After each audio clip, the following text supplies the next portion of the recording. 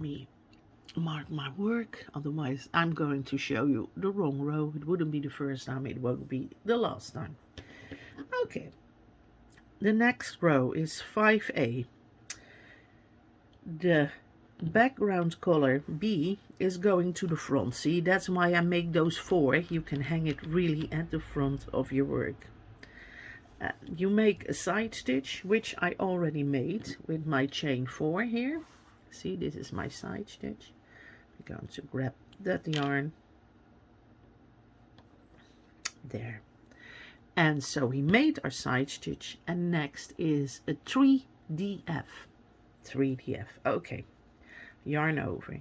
The first one is an odd number, always goes to the post of the previous yarn. It's front, so you're going to work at the front. 1, 2. Now where is your next post going? Because an odd number, an even number, is always going into a chain, except when you already have a cluster of 3 or 5 in this case below it. See, this is your start of your cluster.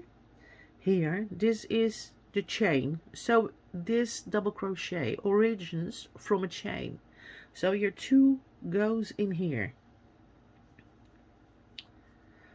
Just the next double crochet in a cluster, you could say it too, but I want to explain why it's there and why an even number always goes through a window, the chain window. See, but because this one is here using a chain window, the odd one goes in here. The even one goes in here. Then we make our third. We finished our cluster and we chain 1. Okay. The next one, it says 2 in the front. Yes, we're going to do 2 in the front. Where would our next stitch be? This is an odd number, and 1 is an odd number. The first front is an odd number. Goes in here, see? Because we chain 1. No, forget the odd and the even number. I'm sorry. This chain covers this double crochet which fills a window. So now we have to skip this one and do this one here, because it's a normal front. Let me get all the yarn here, and we make our double crochet. I will show you and chain 1 immediately because it's 1 front. See, this chain is covering that window. If we would put it here, that's for double crochet, it would be a diagonal or half diagonal, to be honest.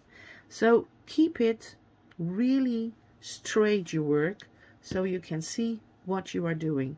It says 2 in the front, yarn over. The next one goes in here, 2 front. See, a chain 1. So we made our 2 fronts. This chain is covering this post, see? So we have to have the next post, because we're going to do 2 in the back. We're going through the window, get those 2 loops in the back, 1 and 2, immediately chain 1, and see, this chain is covering this post. This one is taken by another post. Now we need to skip that one for the next, and this is our next double crochet we're going to use. So yarn over. This chain is covering this post, so we're going through the window again. Pull it backwards because it's 2 in the back. Chain 1. See? And we do 2 in the front. See, and I will show you now very clearly what it is. This is covered, this one is covered, that one is covered, this one is covered by a single crochet here, that's covered by a post. This is just a single crochet over a single crochet. See, here's that single crochet at the back, and here's a single crochet at the top. This post is in the first one, the second one is covered by a single crochet, the third one is covered by a back post, the fourth one is covered by a single crochet, and the fifth one is covered by a back post.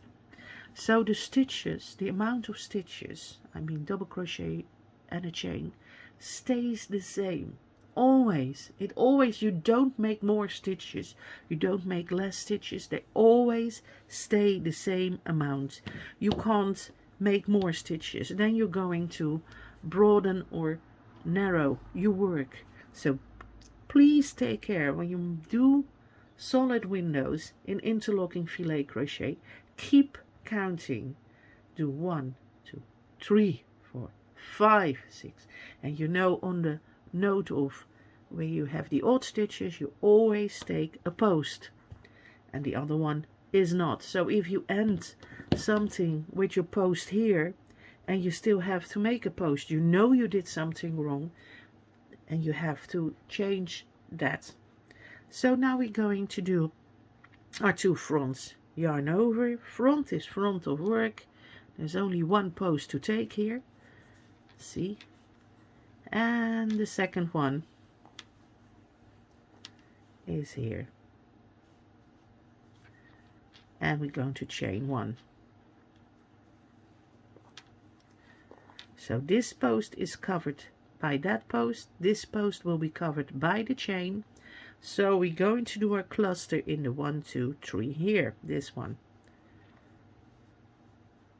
1 and 3 DF, 2,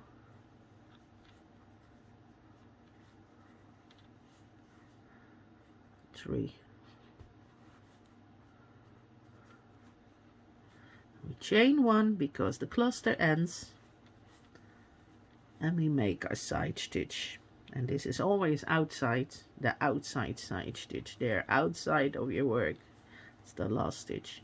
And I chain 1, 2, 3, 4 for my next stitch, my first side stitch in the next row, which is 7A. And if I can, there. I'm going to show it to you again how this looks like. See, you see, I didn't make more stitches. I didn't. This is a stitch, this is a stitch. So these amount of stitches on the top stayed the same. They stay the same. I didn't make more, I didn't make less. Each stitch is covering a previous stitch.